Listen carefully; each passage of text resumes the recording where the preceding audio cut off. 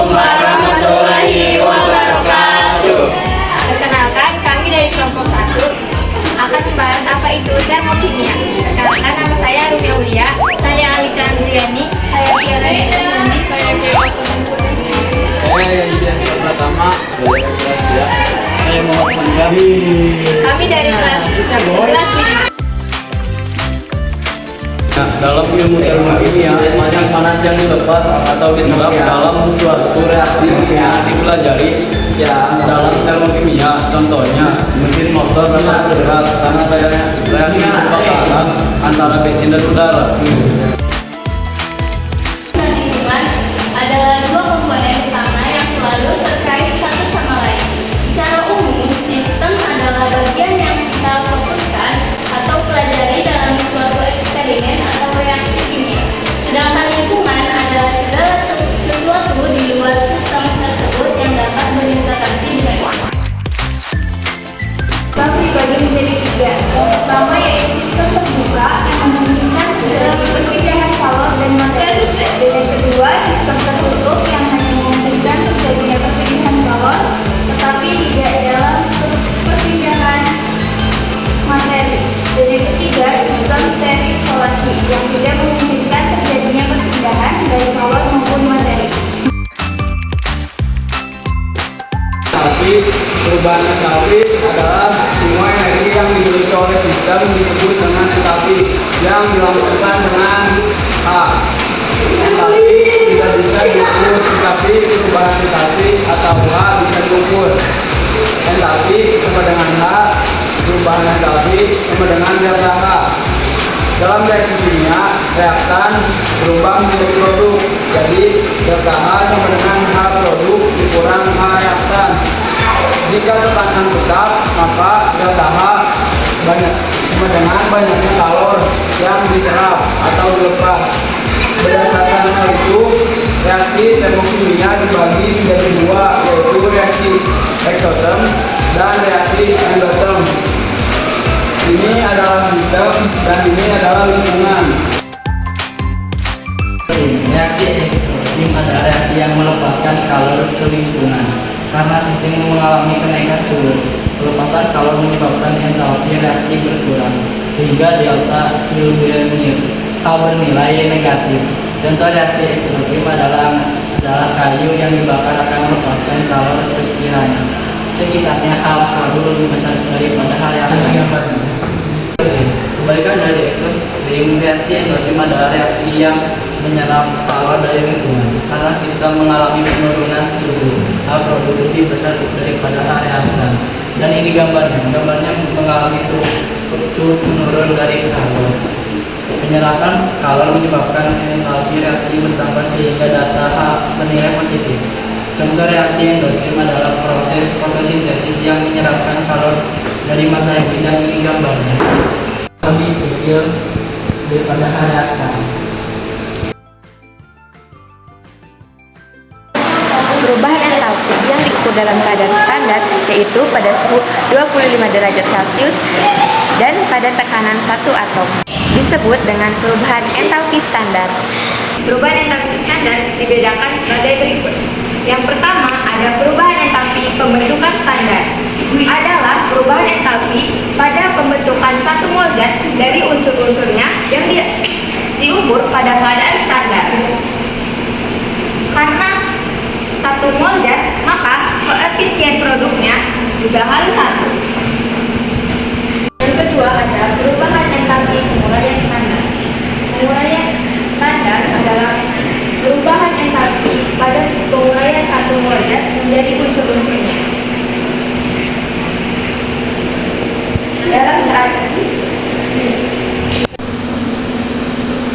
Yang kedua ada perubahan entalpi penguraian standar. Adalah perubahan entalpi pada penguraian satu mol zat menjadi unsur-unsurnya yang diukur dalam keadaan standar. Karena penguraian satu mol zat, maka koefisien reaktannya harus 1. Yang ketiga adalah perubahan entalpi pembakaran standar. Adalah perubahan entalpi pada pembakaran sempurna satu mol zat pada keadaan standar. Reaksi pembakaran artinya reaksi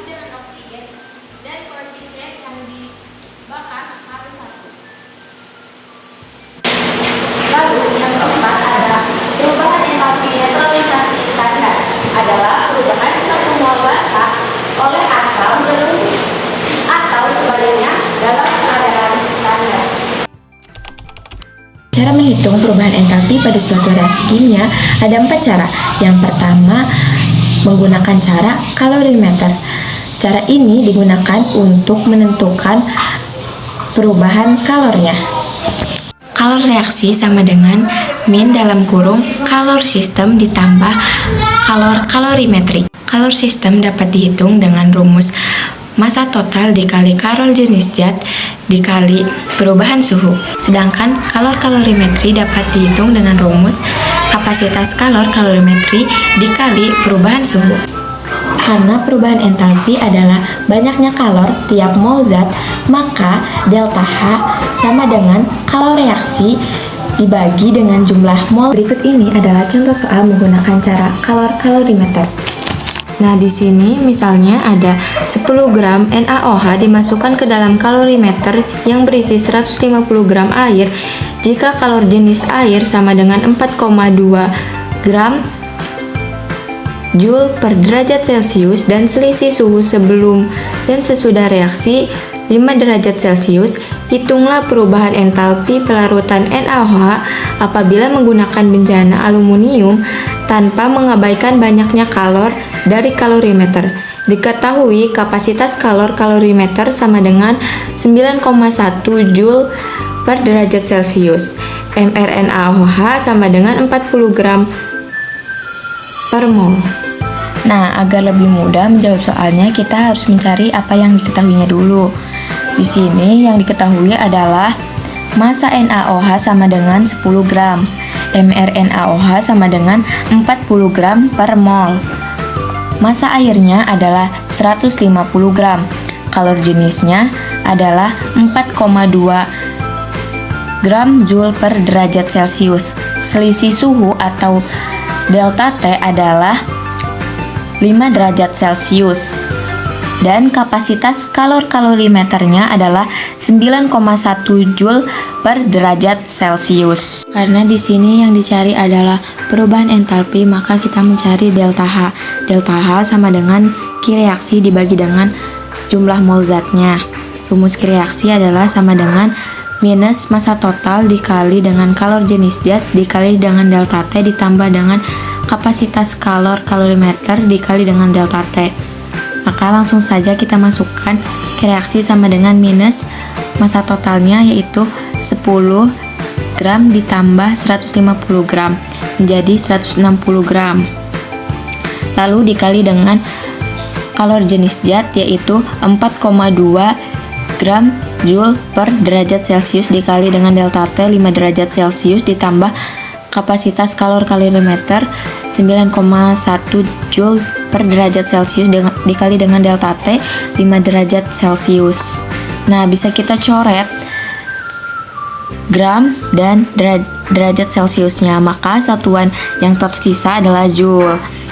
Jadi ini langsung saja kita jumlahkan 160 dikali dengan 4,2 dikali dengan 5, maka hasilnya 3360.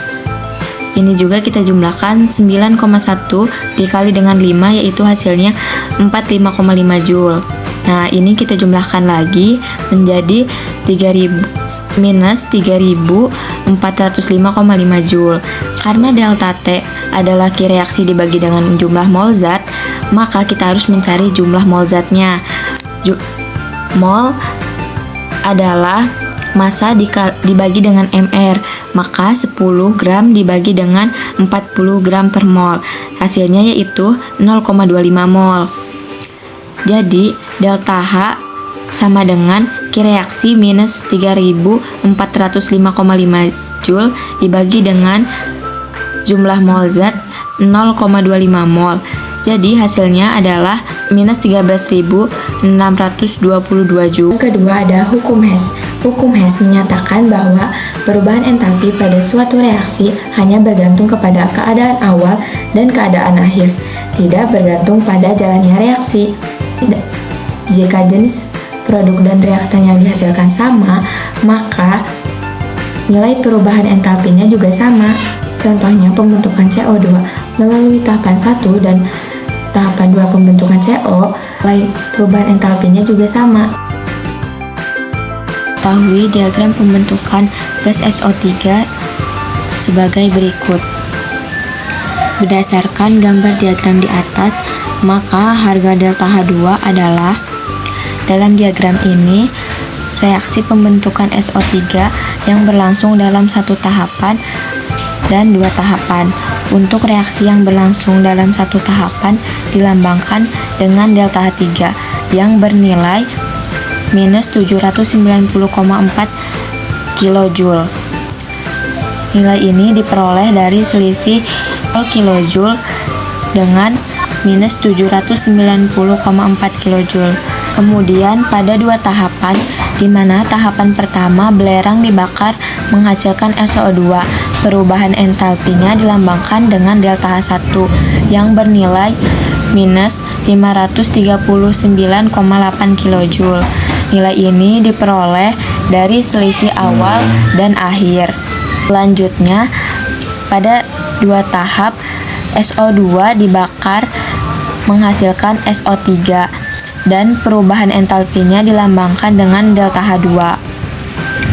Berdasarkan hukum Hess, delta H3 sama dengan delta H1 ditambah delta H2. Delta H1-nya kita pindah ruaskan menjadi delta H2 sama dengan delta H3 dikurangi delta H1 sama dengan dalam kurung minus 790,4 kJ dikurangi dalam kurung minus 539,8 kJ sama dengan minus 790,4 kJ dikurangi dengan minus 539,8 kJ. Maka hasilnya adalah minus 250 kJ. Yang ketiga ada pembentukan data entalpi standar. Dengan menggunakan data delta H, pembentukan standar dari masing-masing zat yang terlibat. Diketahui perubahan entalpi pembentukan standar Fe2O3 bernilai minus 823 kJ. Kemudian perubahan entalpi pembentukan standar Fe3O4 bernilai minus 1120 kJ. Sebenarnya perubahan entalpi untuk reaksi berikut adalah 3 Fe2O3 dalam fasa solid menghasilkan 2 Fe3O4 berfasa solid ditambah 1/2 O2. Berdasarkan persamaan delta H sama dengan delta H F0 produk dikurangi delta H F0 reaksi. Di sini delta H produknya adalah Fe3O4 ditambah dengan 1/2 delta H F0 O2 dikurangi dengan reaksinya adalah 3 dikali delta H F0 Fe2O3. Langsung saja kita masukkan angka-angkanya. Delta H sama dengan 2 dikali minus 1120 kJ ditambah 1/2 dikali 0 kJ. Hasilnya adalah 2240 kJ. Kemudian ini dikurangi dengan 3 dikali minus 823 kJ. Hasilnya adalah 2469 kJ. Langsung saja kita jumlahkan, maka hasilnya adalah delta H sama dengan positif 229 kJ. Kemudian yang terakhir atau yang keempat ada data energi ikatan.